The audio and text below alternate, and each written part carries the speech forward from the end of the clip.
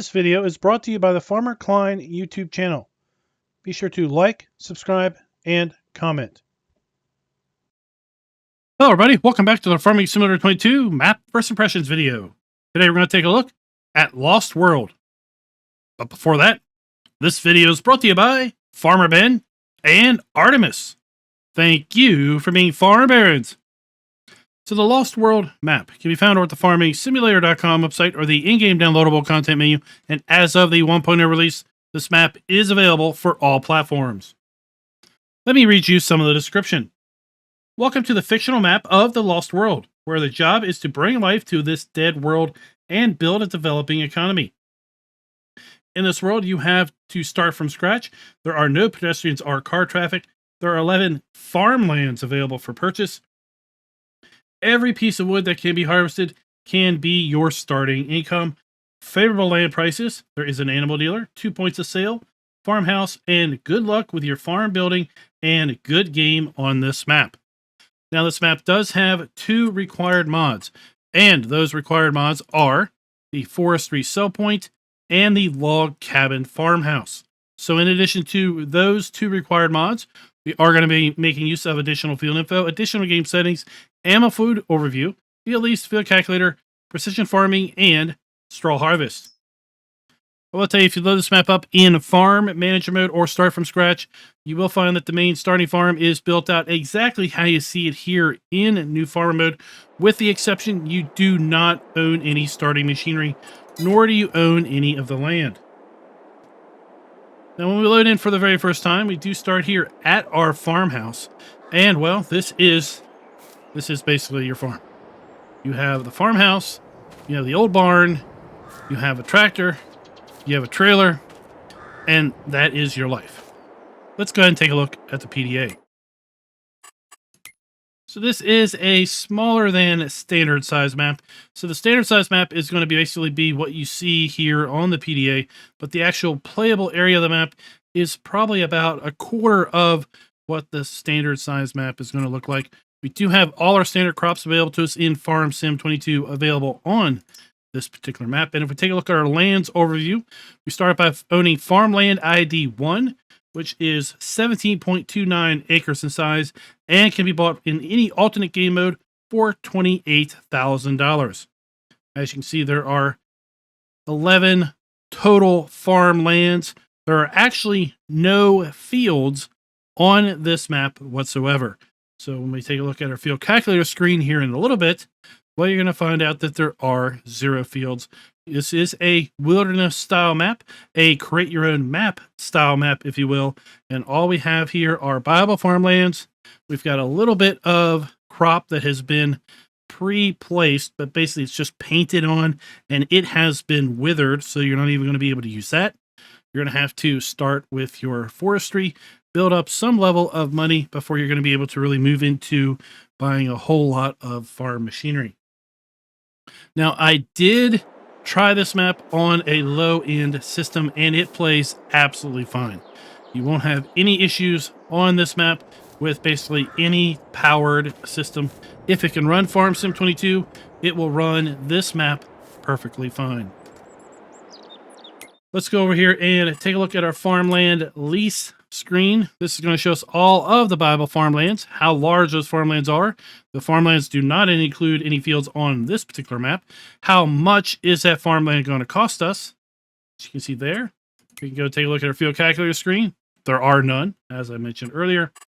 We do have the generic soil map that is a part of the precision farming mod. If you do have precision farming activated, there are no fields on this map, so therefore there's no real reason to show you the soil map because nothing is going to appear here, but just know that it is the generic soil map.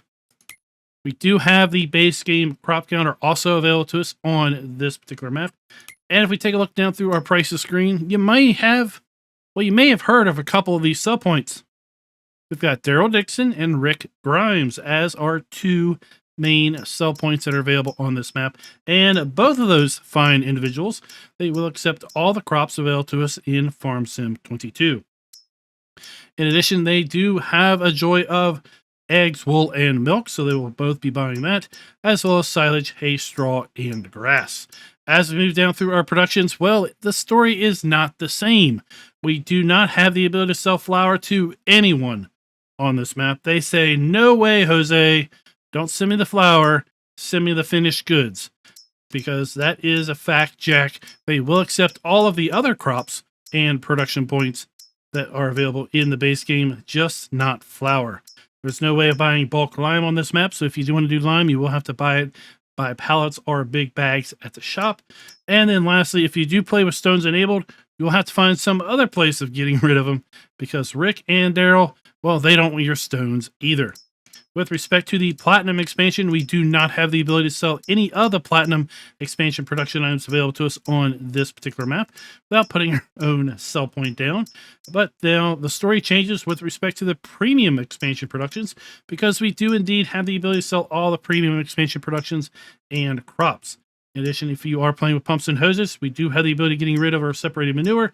If you are playing with Straw Harvest add-on, we do have the ability to get rid of our hay and straw pellets as well. Our starting machinery is simply the Bureau tractor and the Welger DK115 trailer. There are no animals on this map at the start. There are no contracts on this map at the start because there are no fields, and there are no production chains owned on this map. In fact, there are no production chains pre-placed at all. Lastly, this map does not have any collectibles. For the sake of our video format, we're going to go ahead and take a look at our starting equipment, but it's basically the Bureau 6105 small tractor and the DK115 trailer. That is it. With respect to mods and DLCs, this map does not have any custom vehicles or implements either. Your farm tour, well, there you go. You've just seen it. That's all there is to see. Now, within the log cabin,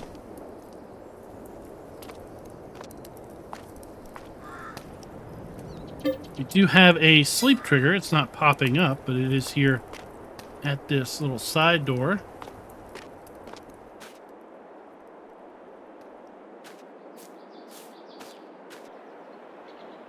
Let's get a little bit of altitude. This is our kind of a starting field, I guess, if you will, on our starting farmland. And it is just decrepit, withered corn. Again, this is not technically a field. It is simply painted crop on the soil. You will likely have to plow that up in order to actually make use of that land. Now, as far as our two main sell points, we're coming up here to Daryl Dixon's house. Carefully don't get shot by a crossbow. This is where Daryl wants you to put all of the grain. And then if you're going to bring him any wood, well, he'd love for you to bring it over here around the back of the house. You need to put it in the hashed area or up here on the log racks. And, of course, be sure to hit the trigger to properly sell it.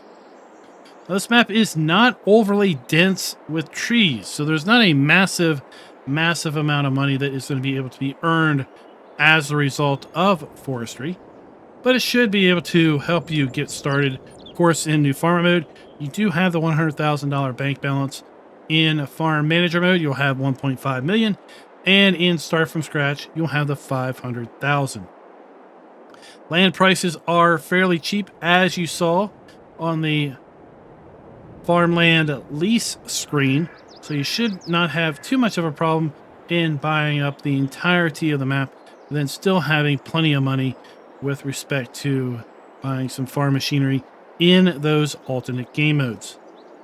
Now, Rick's house is located right here, and it is just like Daryl's. He's going to want you to bring the logs here around the side of the house. And then on the other side of the house, he's going to have his dump point where he wants you to deposit the grain. Don't worry, Carl is not going to be up here on the porch roof having a giant can of pudding. Just over from Rick's house, we do have our dealer. Let's go ahead and pick up the Mahindra and just see where things are going to spawn at. Got a fairly large area for machinery to spawn in at, but you know what? You shouldn't have too much of an issue with respect to driving around with any type of machinery, because really there's no roads, there's no fences. or anything else that would really impede you that much on this map. Just beyond the spawn point, we do have our dealer trigger, our dealer maintenance, repair, customize, trade, and repaint. Trigger is located right here. And on the other side of the building, we do have our animal dealer.